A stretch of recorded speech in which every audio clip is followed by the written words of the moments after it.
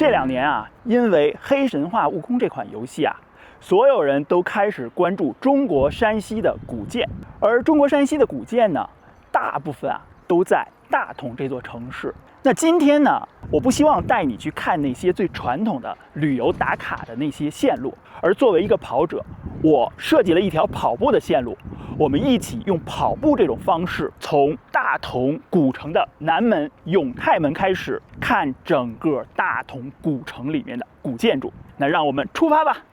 山西啊，是中国北方的一个内陆省份，这里的一部分时间呢，仿佛是静止了。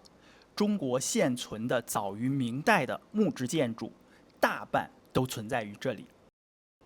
而山西的大同呢，在1600多年以前就是北魏的都城，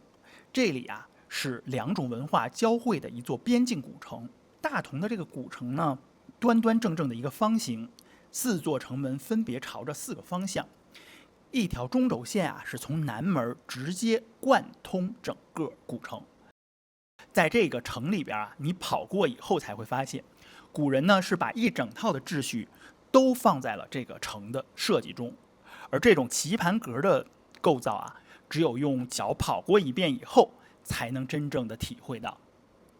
进了南门以后啊，见到的第一座特别著名的古建就是善化寺。这个呢是一个辽代的寺院，是目前中国辽金寺院里面布局保留最完整的一座。在这个寺院里边呢，有一个3圣殿，这么大的一个殿啊，整个屋顶呢只用4根柱子撑着。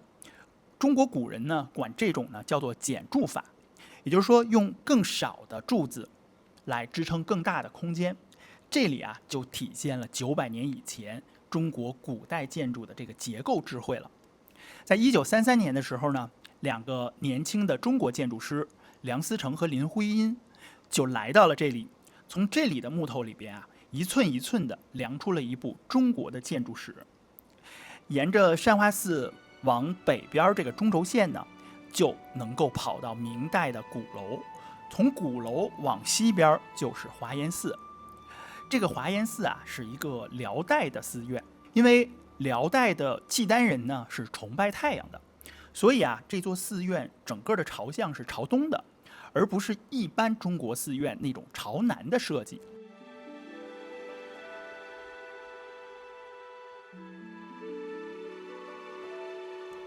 那么这样一个寺院的朝向呢，本身也代表着一种历史。院子里边啊有一个华严宝塔，这个塔呢高度有40多米，是全国第2高的纯木的榫卯结构的宝塔，仅次于山西的另外一个木质的宝塔应仙木塔。这个塔全塔不用一根钉子，完全是靠木头之间咬合支撑起来的。而在华严寺里边最重要的镇寺之宝，就是藏在旁边这座博家窖藏殿里边，有一组啊将近1000年历史的辽代的小木座，叫做天宫楼阁。这是目前中国现存唯一的辽代木构建筑模型。梁思成呢是给了它4个字，叫做海内孤品。出了华严寺啊，就能够看到钟楼。那么钟楼和鼓楼在中国古代的这个城里边啊是非常重要的存在，它呢相当于是给古城进行报时的。从钟楼往东边能够看到的是代王府，这边呢就是重修的明朝的代王府了。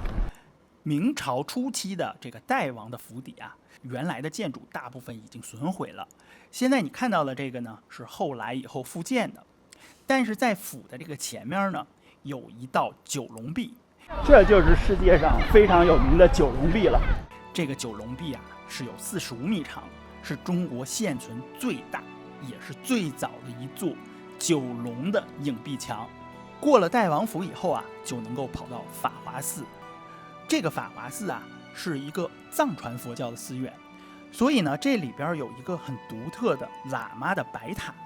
塔身呢非常洁白，像是一个倒扣的宝瓶。这一座寺院里啊，集齐了好多不同形式的屋顶的状态。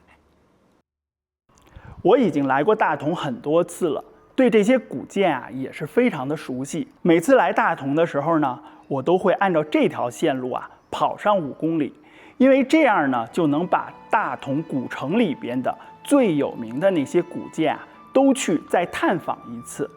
如果你也很喜欢这种用跑步去探索世界的方式，欢迎关注我的账号。未来呢，我会分享更多有意思、值得去专程跑一次的线路。希望今后呢，我们有机会能够一起出发，我们共同用运动去探索世界。